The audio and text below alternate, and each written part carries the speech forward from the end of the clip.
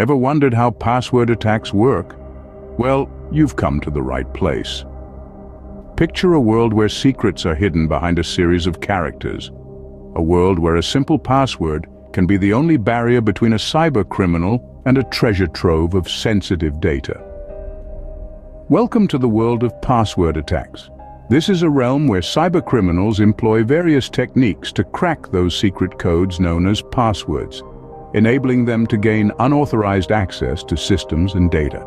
It's a common method, yet an effective one. And for those of you with a keen interest in cybersecurity, understanding these attacks isn't just fascinating, it's crucial. By comprehending how these attacks function, you can better equip yourself to thwart them, safeguarding your own digital realm or even perhaps the digital realms of others. Ready to dive deeper into the intricacies of password attacks? Hold on tight, because we're just getting started. To understand how password attacks work, we need to break down their anatomy. In the shadowy nooks of the digital world, password attacks take many forms.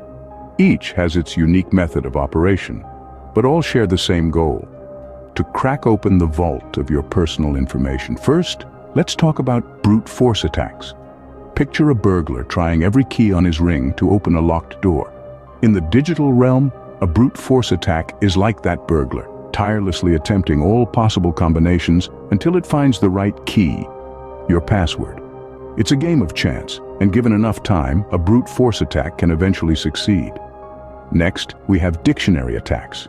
No, this doesn't involve throwing dictionaries at your computer. Instead, a dictionary attack uses a list or dictionary of common passwords and systematically tries them all. It preys on our tendency to use simple, memorable passwords like password 123 or I love cats. It's a smarter, more targeted approach compared to brute force attacks. Finally, we move on to credential stuffing. This strategy is like a con artist using stolen identities.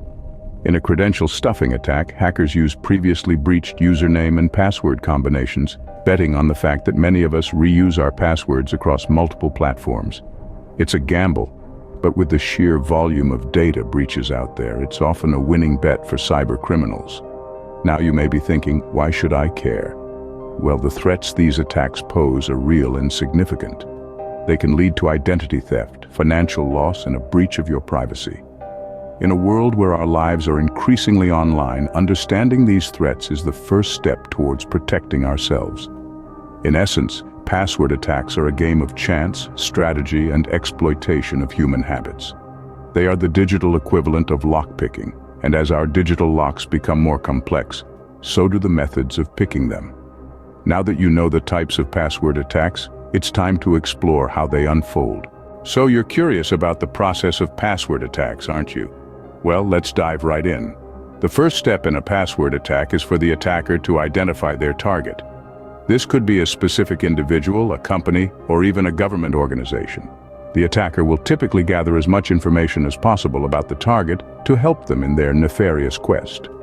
This information could include details like the target's email address, their job title, or the names of their pets. Anything that might be used as a password is fair game. Next, the attacker chooses the type of attack they want to execute. There are several types to choose from, each with its own strengths and weaknesses. A brute force attack, for instance, involves trying every possible combination of characters until the correct password is found.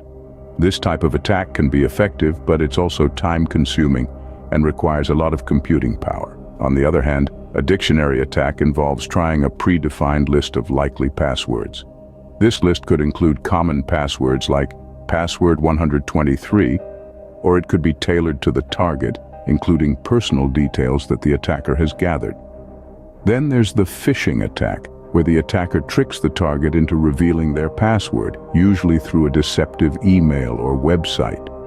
Once the attacker has chosen their method, they execute the attack.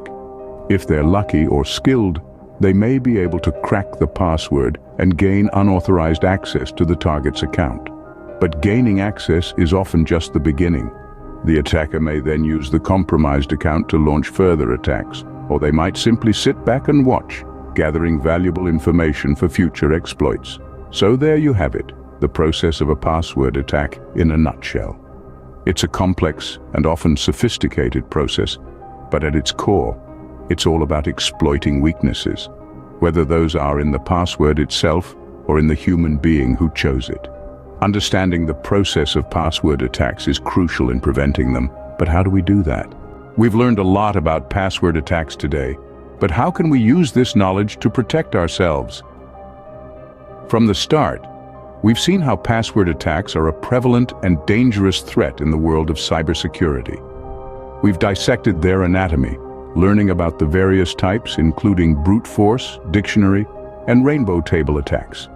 We've also walked through the process of these attacks, shedding light on how cybercriminals can exploit weak or common passwords to gain unauthorized access. So, what can we do to fortify our defenses? The first line of defense is always a strong, unique password. Avoid common words, phrases, or personal information. Mix it up with a combination of uppercase and lowercase letters, numbers, and special characters. And remember, length is strength, so aim for a password that's at least 12 characters long. But even the strongest password can be compromised, so it's crucial to enable two-factor authentication wherever possible. This adds an extra layer of security by requiring a second form of verification, such as a text message or an authentication app. It might seem like an inconvenience, but it's a small price to pay for the added protection. And let's not forget about phishing attempts. These cunning attacks trick you into revealing your login information, often through deceptive emails or websites. Always be cautious when clicking on links or downloading attachments, especially from unknown sources. Verify the sender's identity and the website's URL before entering your credentials. Lastly, consider using a password manager. These tools not only store your passwords securely, but can also generate complex, unique passwords for you. They're a great way to manage multiple accounts without resorting to risky behaviors like reusing passwords or writing them down. Remember, knowledge is power. Being aware of how password attacks work is the first step in protecting yourself and your data. Stay safe and keep learning.